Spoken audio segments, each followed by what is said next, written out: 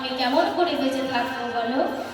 তখন সখীগণকে বলছে, ওরে সখী, আমার বধূ আমায় এমন ভাবে রাখে, আর কি হয় না, আমি যখন যমুনার ঘাটে যাই পদচিহ্ন দর্শন করতে করতে আমার বধূ আমার দিকে চলে যায়। শুধু তাই নয়, আমার এই অঙ্গের বড় লাগিয়া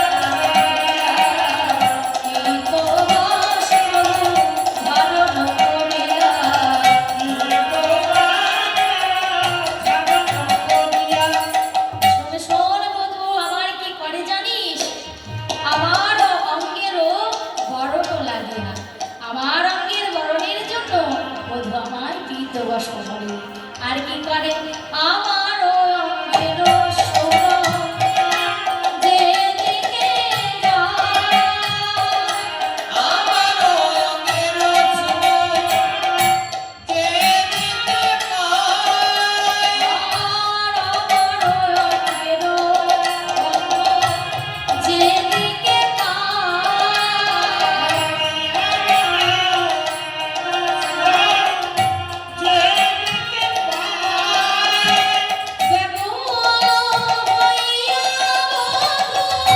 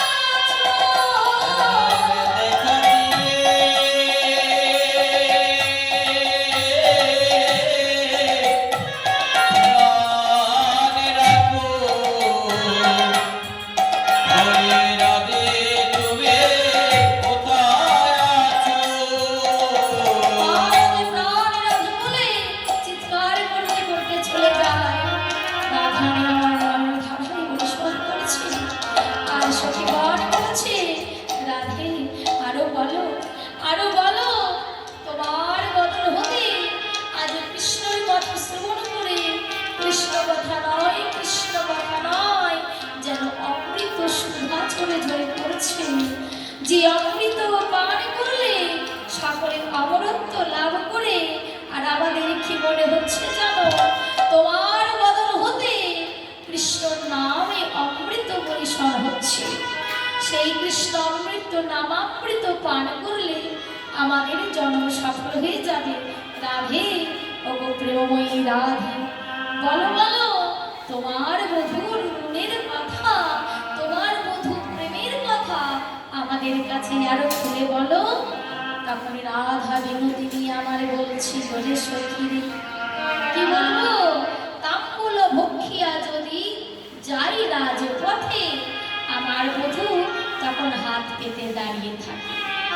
রাধে, আমার তোমার চর্বিত তাম্বুল মহাপ্রসাদ তুমি আমায় দিয়ে তোমার প্রেমে আমায় ঋণী করে রাখো।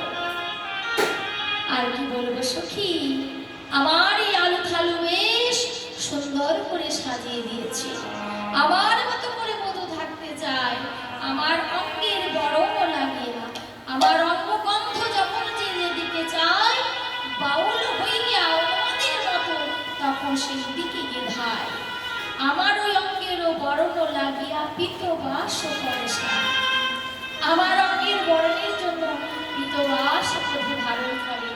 আর কি গুণের কথা বলবো বল।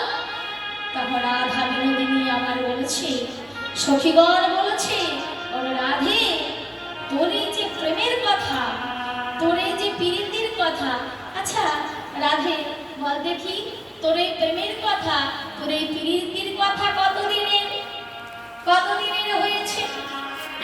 তখন বলেছে, শোন শোন আমার সখী, সখী আমার এই প্রীতি কখন থেকে জানিস? কখন থেকে? শিশু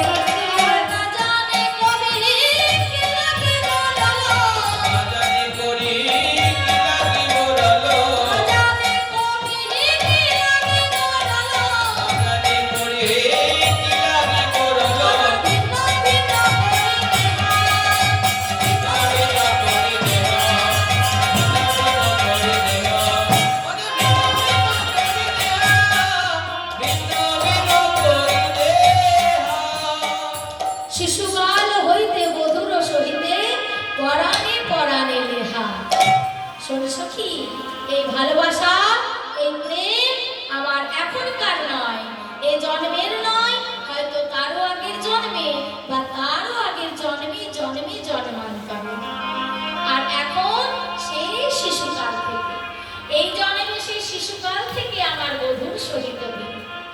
সখীগণ বলেছে, আর কখনো হয় না রে, ছোটবেলাকার ভালোবাসা সেটা এখনো টিকে আছে, তাই কখনো হয়ে থাকে বলে তা নয়, তা নয়।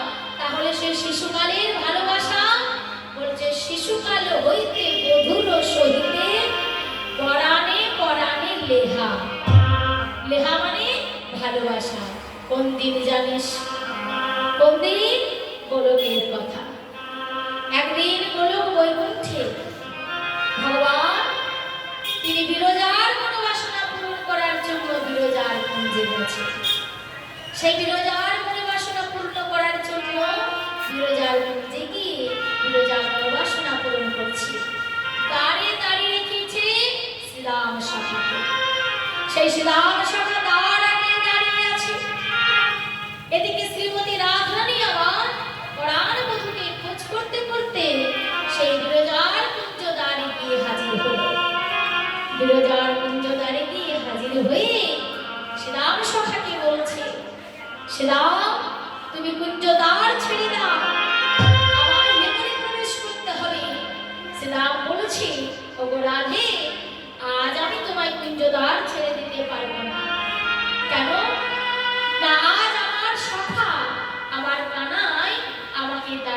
করে রেখেছে। আজ অন্তর্মহলে প্রবেশ করা নিষেধ। শ্রীমতী রাধারানী বলছে, শ্রীরাম, আমি হলাম স্বয়ং শ্রীমতী রাধা ঠাকুরানী, তুমি কিনা আমায় বাধা দিচ্ছ। জানো এর পরিণাম কি হতে পারে? তত্ত্বদর্শী মহাজন বলে উঠলেন, ওগো, কৃষ্ণ ভক্তকে যারা বাধা দেয় তাদের দুর্গতির শেষ থাকে না। কৃষ্ণ ভক্তির কখনো বাধা দিতে নেই। কৃষ্ণ ভক্তির বাধা দিয়েছিল বৈকুণ্ঠের দ্বারী জয় বিজয়, চতুর্জন সনক সানন্দ সনাতন আদি প্রভুর দর্শনের জন্য যখন গেছে, প্রভু আছেন অর্ধনিদ্রিত অবস্থায়। সেই বৈকুণ্ঠের দ্বারী জয় বিজয় তাদেরকে ছোট বালক ভেবে বলেছেন, প্রভুর সাথে এখন সাক্ষাৎ হবে না। অভিসংবাদ করেছিলেন যে কৃষ্ণ ভক্তের ভক্তকে কখনো ভগবানের সহিত মিলতে দেখে বাধা করতে নেই। ভক্তকে যদি বাধা দেওয়া হয় ভগবানের সাথে মেলাতে, তাহলে তাকে কি করতে হবে? নরককুলে জন্মগ্রহণ করতে হবে।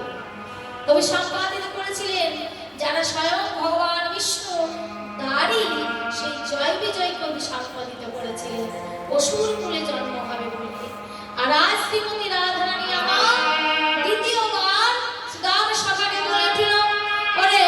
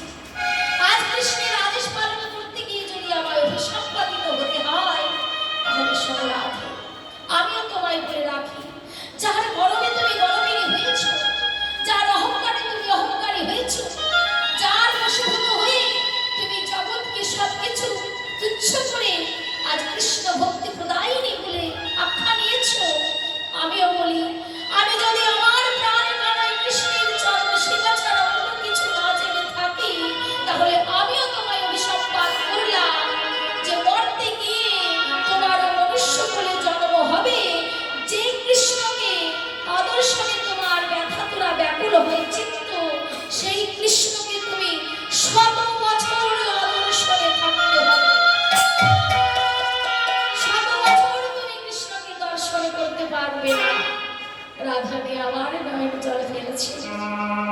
এদিকে ভগবান বিরজার সাথে ছিলেন, তিনি তো অন্তর্যামী বাবা, তিনি তো সকলের মনের কথা বুঝতে পারেন। তাই সেই অন্তর্যামী ভগবান অন্তরে জানতে পারলেন রাধারানীও কাঁদছে শ্রীরামকে অভিসম্পাত করে, শ্রীরামও কাঁদছে রাধারানীকে অভিসম্পাত করে। এদিকে আমার রাধারানী এসেছে, তখন প্রভুর কাছে এসে বলছি, প্রভু প্রভু গো, শ্রীরাম আমায় অভিসম্পাত করেছে, আমি শ্রীরামকে অভিসম্পাত করলাম, এগুলো কি সব তোমার লীলা? বলেন ও রাধে, সবই আমার লীলা। কেন জানো? তুমি যাবে বৃন্দাবনে, আর বৃন্দাবনে গিয়ে প্রাণে বধূ বলে নয়নে জলে বক্ষ ভাসাইবে, বক্ষ ভাসা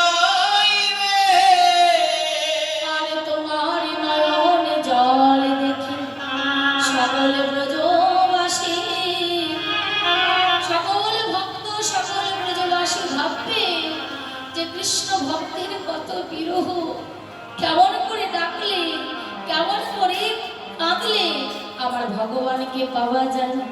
তাই বলেছে ওগো প্রভু আমার কি খেলা খেলিবে শ্রীহরি, তোমার কি খেলা করিল